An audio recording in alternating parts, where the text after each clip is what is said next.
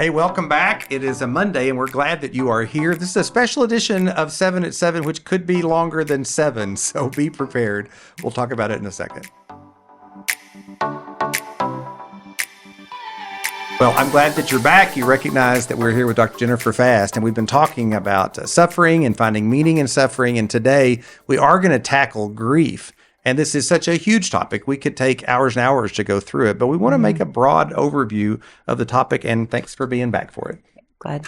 Thank you for inviting me. In the book of Job, we see Job kind of walking through some different things that we might see forming up what's sometimes called the grief cycle. We see a moment of shock. He can't believe that he's lost his kids and his home and his wealth and his health and all those kind of things. Then there's denial. He's not even sure that all these things have really happened. Then there's anger and bargaining. There's a moment of depression. There's a time of testing. And then finally, in the end, by the time we get to the 42nd chapter, there is this moment of acceptance. And so these words make up what is sometimes called the grief cycle. And I'm excited today to talk to Dr. Fast about these kind of things. Again, welcome. Tell me your thoughts. Well, the first thing I want to say about the stages of grief is that it's really important for folks to understand that grief is not linear. So these stages, they offer sort of a template of what grief could look like for somebody, but it's not linear. So like the testing stage, for example, is kind of a new one in this theory of grief and the grief cycle. But it really is the stage where the individual who's experienced the loss is sort of trying out different things to manage their loss. And some of those things might work and some of those things might not work. And when they don't work, they might find themselves sort of sliding back into maybe anger or bargaining or depression, and then having to kind of move back out of that again. But I think the most important thing, it's not a linear process. It's not over in 30 days. Grief can take 1 to 2 years in its most intense forms. But grief is something that I would say is lifelong because, oftentimes when we have lost somebody important to us, we lost someone who we love and we never stop loving them. Right. It's an interesting thing, this notion of 18 months to a year or a year to 2 years or something like that. And the fact that, I think a lot of people don't realize this if they've never lost anybody close to them, that often this is such a long process. And again, there's nothing magical about 18 months or 24 months, but just to say to you that it's very normative. Like if it's taken you 2 years to work through grief, maybe that's average. Maybe that's the normal kind of thing that happens. And if it lasts longer, or if it's a little shorter, that's no, judgment on you. But I do think saying something like that to folks who haven't gone through it before is really helpful because that way they're not shocked about how long they just don't feel normal at all. Yes, for sure. There is such a thing as called prolonged grief disorder.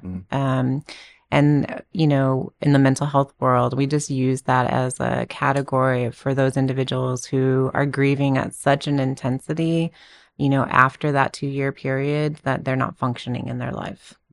And so sometimes that just means that they need more intervention or they need more supports in place. It doesn't mean that there's something wrong with the person. It just means like that 18-month to 24-month period has been extended beyond what would be expected. Yeah.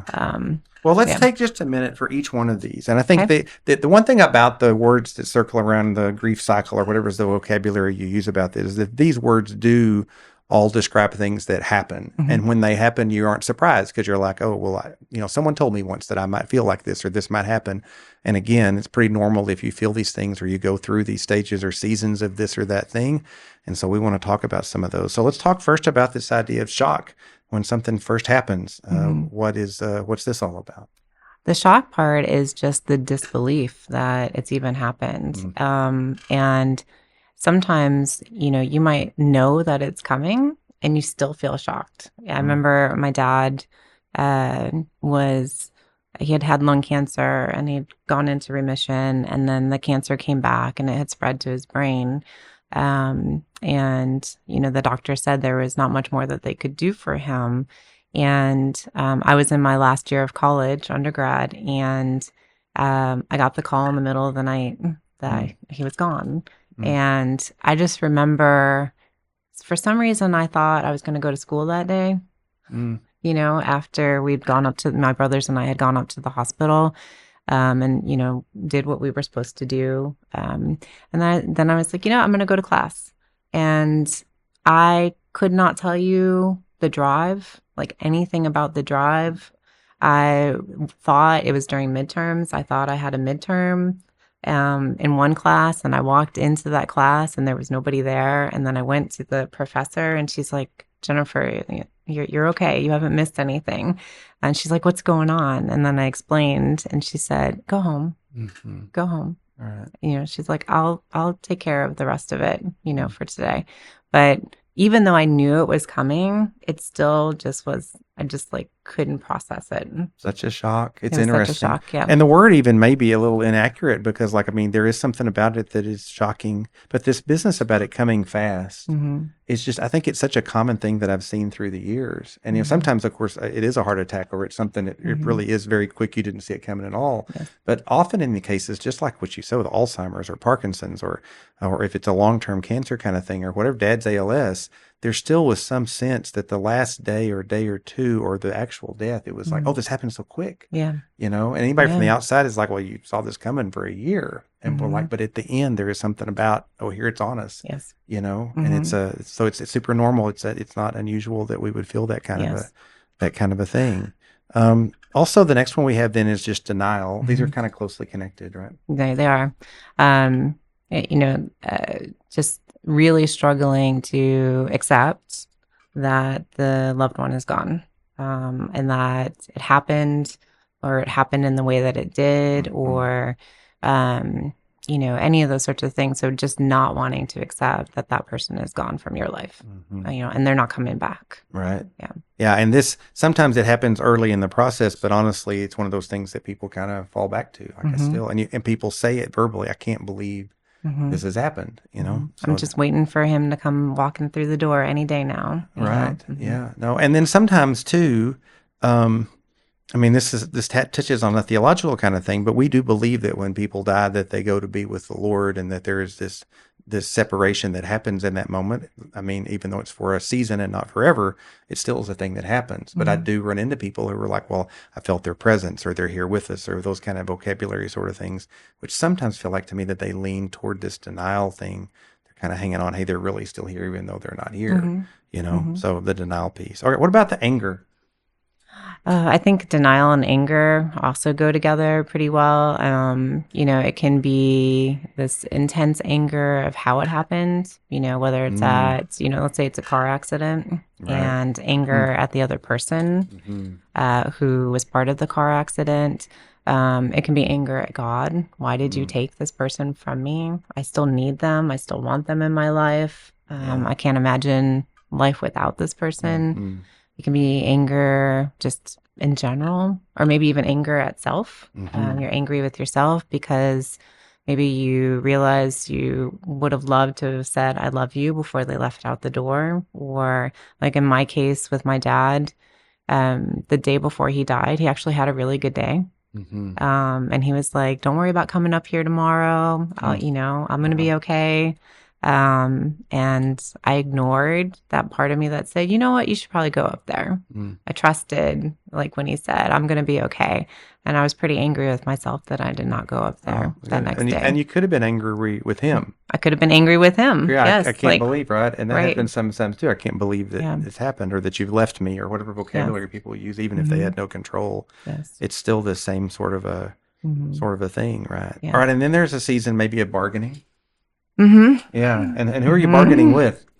Everybody. God, you're bargaining with gods. I think bargaining often happens before the loss of the person, when you've actually, that it's coming, and you might pray to God and say, take me instead, or I'll be a better person if, you'll heal my husband, or if you'll heal my child, or any number of things, where we're trying to trade something that we think we have to offer for the life or for more time with the person. Yeah, for sure. That's good. But in the grieving process, bargaining can be like, well, take me now. I don't want to be here by myself. Oh, yeah. Sure. I don't want to live this life without my child, my husband, my whoever, right? Whoever the person might be. This life is too hard, so take me. Yeah, and I think that there's this tendency also at this point to sort of question the goodness of God, and maybe even like, God, you kind of owe me because you took this away from me, or whatever the case may Yes. be, right? I didn't mention this yesterday or a couple of days ago when we were talking a little bit about things we can say when somebody's grieving to be helpful to them. But one of the things I hear people say, and I just cringe, is they'll say something like, well, God needed another angel in heaven, or God needed them. And then it's like, so God killed this person or allowed this person in my life to die because he needed them more than I need them. Like, that's terrible. And it's really bad theologically. I mean, there's no sense that God needs anything in heaven, but it's easy for us to feel that way a little bit about like God has wronged me. And so he owes me because he has. And that can fall into this bargaining stage, or at least how we think about it. Yeah. We have to get through, right? What about depression? Depression, I mean, those are, I think fairly common and part and parcel of grief. You're feeling really down. There's crying spells, again, depending on how the person's grieving. Again, turning inwards, so isolating yourself from others, struggling to get through just the day-to-day routine, struggling to express emotions or even feel emotion other than the depression itself. So that, that's a fairly common expression of grief. It feels like to me it's probably connected, but there are these moments where you think things are going pretty well, and maybe you're 8 or 12 months after the event or whatever, and then all of a sudden something will happen. And I know the vocabulary is often like a grief splash, but all of a sudden you're crying again, or all of a sudden you're really overwhelmed and you didn't see it coming, and it feels. It's one of the things problematic about it is you feel out of control. Yes. Like, I can't believe all of a sudden I'm back into this again, right? And I don't know if depression is the right vocabulary around it, but I know it's super common for people to feel both this sense of unexpected emotion and then the frustration with, I want to be more in control than what I am of all this. Yeah. Yeah. There's I think when it comes out of nowhere, that's the hardest one. As you move into the holidays or the anniversary of the death is coming close, those are things that you can kind of anticipate that's going to happen. You're going to feel down. You're going to cry probably. But the ones that come out of nowhere, I think usually that is not really actually out of nowhere. Usually in those cases, the person is just kind of doing their thing, going through the routine. They've gone back to work, or whatever it might be, and they have stopped thinking about it. They stopped allowing themselves to feel the grief, allowing themselves to remember those memories, and so they're kind of repressing that grief, and then it is like a splash, right? Yeah, all of a sudden you're back in it again. You're back in it again. Yeah, and then it's easy to think, when am I ever going to be normal? When is everything going to be okay again? And just a natural piece of it. And maybe depression, or I don't know if it's in any of these words, but it's sure a part of it. Yeah. I think I was just going to say one more thing about that sort of out of nowhere kind of a splash of grief. I think individuals will stop talking about their loved one because they think that the people around them don't want to hear it anymore, that they've done their duty. And so it's for us to carry on our own now. And that's actually a mistake, right? Again, that's like saying, I can do this by myself, and you don't actually have to do it by yourself. Yeah, that's really insightful. And that does happen for sure. You feel since a couple of months is enough of this, and then down the road, here you are, right, with it all. What about this idea of testing? Testing. So this is a newer stage in the grief cycle. And again, it's not a linear process, but testing is when the individual is sort of testing out different ways to manage their loss. And some of those coping strategies might work out really well for them, and they feel a sense of relief, or they're getting some more meaning back in their life. They can actually feel happiness and joy. And some of the other strategies they try maybe don't work, and then they kind of slide back into either feeling depressed or feeling angry or even denial. So it's really just, as the word suggests, trying out, testing new ways to try to cope with loss. Mm. Sometimes they work, sometimes they don't work. And you mentioned before that these aren't linear, but then if you try it out, hey, I'm going to go this route and it doesn't work out, then sometimes that can throw you back into one of these other kind of things we're talking about. Even the word back sort of indicates that there's something that's directional about it. But I mean, again, as we've talked about, that not always the case. Yes. Right. Yeah. Okay. Another one is the idea of acceptance. What does that even look like? So in the psychological world, acceptance is integration. You've integrated the loss into your life. And so it's no longer this sort of like intense pain or this intense shock, or you don't feel the absence of the individual as strongly anymore. But you sort of integrated that, and you come to a place of acceptance. Yes, my loved one is no longer here. There's nothing I can do to bring them back. I've returned to my everyday life. I'm doing things that make me happy, and also the acceptance that grief is a lifelong process. And so when those moments come up, like I think about my dad regularly, and sometimes I can talk about him like I am today, and just like there's like some tears at the back, right? But they're not coming forward because I miss him so much. And there are other times that, I could be in the car and just be thinking about how much he's missed out, and how much I've missed out. And then I'll have a good cry, and that's okay, right? I've released that tension, and I've sort of, I think, honored the love that we had.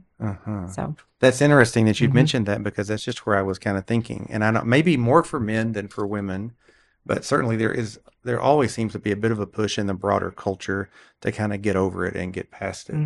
Right. But I think when the grief is intense and the love has been real and significant, there is a part of you that doesn't ever want to get over it, because it's kind of a giving up of the sense that I don't love them as much as I used to, or something that's along those lines. And there's almost something about the storyline that just says, well, you should get over it and get past it. It kind of pushes you in that direction. And so something about the fact that, like, I think I want to always grieve over this loss that I have, and I don't have any desire to not be in a place where I don't continue to grieve about this. Maybe it's healthier. It doesn't disrupt my whole life or hurt the people around me or cause me to take away from those that I'm responsible for caring for in the here and now. But I don't ever want to get to the place that I don't still feel some sense of grief about what it is that's been lost. Yeah. Yeah. And I think it's a both and situation. We grieve for a long time. And it, of course, also depends on the significance of the person in your life, right? So, but you might not grieve as long over your like football coach. Maybe you will, right? Like, who knows? Right. But understanding that grief is always with us because it's an expression of love, or it's the loss of love or loss of what could have been. Because there's also grief situations where, we lose somebody who we didn't have a close relationship with, but we desired a close relationship with them, maybe an estranged parent, as an example. Yeah, that's an interesting kind of grief, because sometimes there is a grief at the point of death over the thing that didn't ever happen. Right? Because it's now the opportunity for that relationship to ever be what we might want it to be can never be. And that's a whole different sort of thing. Right? Yes, absolutely. And then the and part is we do have to keep moving forward, right? There is something to that. But just the disregarding that the loss is there doesn't work. And allowing grief to consume everything also doesn't work. So it's both and. Yeah, and what you said a minute ago about embracing it, I think is just so important, because it is just really easy to want to deny it, and for that to be the strategy, and that does not work, right? Eventually, it's got to be this other side of it. That was like I'm a human and I grieve, and it's okay that I do, and in fact, it's even a beautiful thing that I've had something in my life that was worth grieving over. Right. I often say to families who are crying, and maybe somebody is upset about it or they're bothered about it, I said, from time to time, I'll do a funeral where nobody cries and there are no tears in the room. And it's obvious that there really wasn't that much connection between, for whatever reason, the family and the person who's passed away, or whatever the case. Like, that's the most tragic possible environment or funeral, right? The one where there's lots of tears, it demonstrates that there was something meaningful that's been lost. Absolutely. Yeah, for people's lives too. All right. Well, this was a little more than 7 minutes, but so thankful, Jennifer, for our time together today. It was really great. I hope this has been a good thing and a blessing to you, and we'll look forward to seeing you tomorrow.